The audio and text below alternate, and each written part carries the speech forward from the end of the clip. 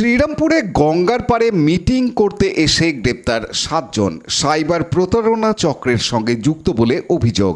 Police সূত্রে জানা গেছে, শ্রীরামপুর থানার টহলদারি পুলিশের একটি ইনোভা গাড়ি দেখে সন্দেহ হয়। আরোহীদের জিজ্ঞাসাবাদ করতেই বেরিয়ে আসে আসল তথ্য। রবিবার সন্ধ্যায় শ্রীরামপুর থানার পুলিশ কলেজঘাট চত্বর থেকে 7 জনকে গ্রেপ্তার করে।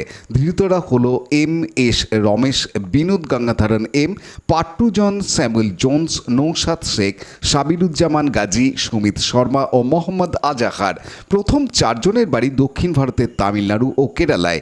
সাবিরুজ্জামানের বাড়ি নদিয়ার হরিণঘাটা, সুমিতের বাড়ি রিশদা ও 4 চাকা গাড়ির চালক মোহাম্মদ আজাহারের বাড়ি ফারক্সার কাছে।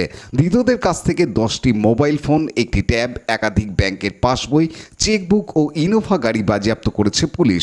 প্রাথমিক তদন্তে ও জিজ্ঞাসাবাদের পর পুলিশ জেনেছে, তুলসীর গুঁড়ো ব্যবসার টোপ দিয়ে বিভিন্ন গ্রাহকের ব্যাংক অ্যাকাউন্ট ভাড়া নিত এই প্রতারণা চক্রটি। তাদের কয়েকজন এজেন্ট হিসেবে কাজ করত। জামতারা গ্যাংয়ের মতো সাইবার প্রতারণার টাকা সেই ভাড়া করা অ্যাকাউন্টের মাধ্যমে লেনদেন করত। গোটা দেশে এদের জাল ছড়িয়ে থাকতে পারে বলে সন্দেহ। চন্দননগর পুলিশের সাইবার থানা থেকে বিশেষজ্ঞরা গিয়ে ধৃতদের মোবাইল পরীক্ষা করে অনেক তথ্য সংগ্রহ করেন। তারপর তাদের গ্রেপ্তার করে। সোমবার ধৃতদের চুঁচুড়া সাইবার থানায় নিয়ে যাওয়া হয়। শ্রীরামপুর থানা সাইবার থানাকে হ্যান্ডওভার করে আজ চুঁচুড়া আদালতে পেশ করা হয় ধৃতদের।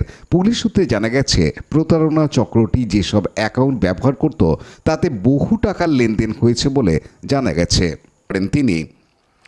Bureau report, Hooghly TV. Like, share, subscribe করুন হুগলি টিভি। খবর এখন বুক পকেট।